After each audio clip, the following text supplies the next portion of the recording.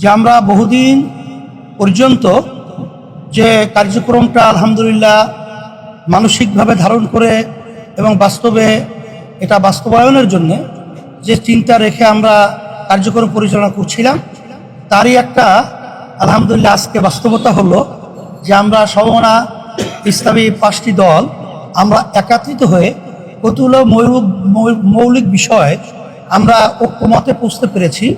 শুকরিয়া তাআলা আলহামদুলিল্লাহ। তার ভিতরে একটা হলো যে আমাদের সামনে জাতীয় নির্বাচন, আমরা যেন ইসলামী দলগুলো একটা বাক্স পাঠাতে পারি, এ বিষয় নিয়ে আমাদের আলোচনা আলহামদুলিল্লাহ অনেকটা এগিয়েছে এবং আমাদের অনেকের আন্তরিকতা মাশাআল্লাহ ওইভাবে প্রকাশ পেয়েছে, আলোচনায় আমরা সন্তুষ্ট। আর দ্বিতীয় হলো যে আমাদের জাতীয় যে নির্বাচন কবে নাগাদ হবে এটার ব্যাপারে আমরা একমত বা ঐক্যে পৌঁছতে পেরেছি যে আমরা প্রয়োজনীয় গুরুত্বপূর্ণ যে সংস্কারগুলো রয়েছে সেই সংস্কারগুলো শেষ হওয়ার পরেই যৌক্তিক সময়ের মধ্যে জাতীয় নির্বাচন আমাদের সবাই ঐক্যমতে এরা আমরা একমত হয়েছি। আর একটা বিষয় আমরা ঐক্যমতে পৌঁছেছি, আধিপত্যবাদ, সাম্রাজ্যবাদীবাদ এবং বিশেষ করে বিদেশি যে আমাদের দেশ নিয়ে বিভিন্ন ধরনের তালবাহানা এটা যেন না করতে পারে, এ ব্যাপারে আমরা সবাই ঐক্যমত হয়ে আমরা এর প্রতিবাদ করব এবং আমাদের দেশ ইসলাম মানবতা রক্ষার জন্য আমরা ঐক্যমতে পৌঁছেছি।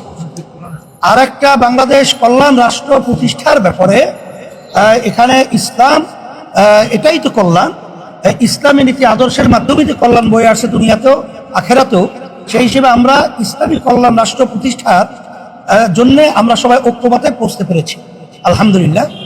আর একটা বিষয় হলো নারী যে বর্তমানে যে পরস্কার সংস্কার যে রয়েছে, এই সংস্কার কমিশন আমরা সবাই একমত হয়েছি যেটা সম্পূর্ণ বাতিল করতে হবে এবং এটা যদি না করে তা আমরা ঐক্যমতে আমাদের সামনে পরামর্শ ভিত্তিক আমরা এই বাংলাদেশের ভিতরে এর প্রতিবাদে আমরা কঠোর আন্দোলন এবং সিদ্ধান্ত নিতে বাধ্য হব।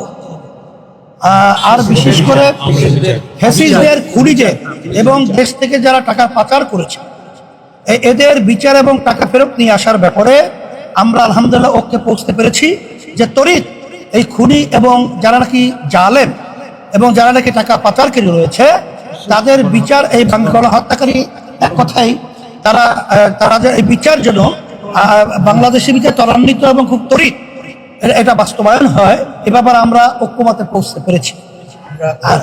আর আলহামদুলিল্লাহ ধারাবাহিকতা, আজকে আমাদের এই আনুষ্ঠানিকতা আজকে শেষ নয়, আমাদের এই লক্ষ্যে পৌঁছার জন্য আমরা সবাই ধারাবাহিকভাবে এই কার্যক্রম পরিচালনা চলতে থাকবে, বৈঠক চলতে থাকবে।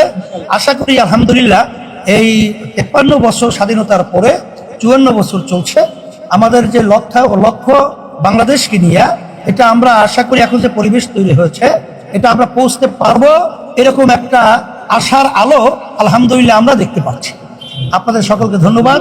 এখন অন্য দায়িত্বশীল যারা রয়েছে তারা শুকরিয়া, আপনাদের সকলকে ধন্যবাদ জানাই এবং আপনাদেরকে ধন্যবাদ জানাই যে আপনারাও যেন ইসলাম দেশ মানবতার পক্ষে আপনাদের লেখনী কথা এটা আপনারা কাজ করতে পারেন, এটা আমাদের পক্ষ থেকে সকলকে আমরা উদাত্ত আহ্বান এবং আমরা অনুরোধ করছি এবং আপনাদের ধন্যবাদ জানাচ্ছি।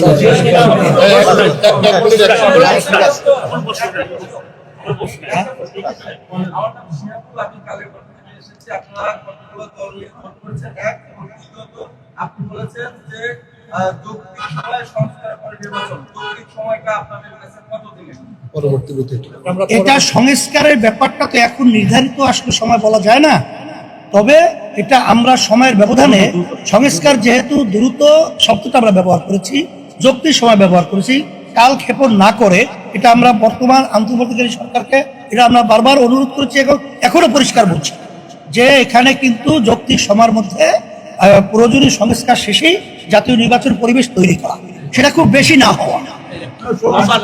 সংস্কারের মৌলিক বিষয় শেষ করে মানে আমাদের মধ্যে হৃদ্যতাপূর্ণ পরিবেশে বৈঠক হয়েছে, এই বৈঠক অব্যাহত থাকবে। আমরা এক বৈঠকে তো সব শেষ করতে পারবো না, পর্যায়ক্রমে আমরা বৈঠক করবো ইনশাআল্লাহ।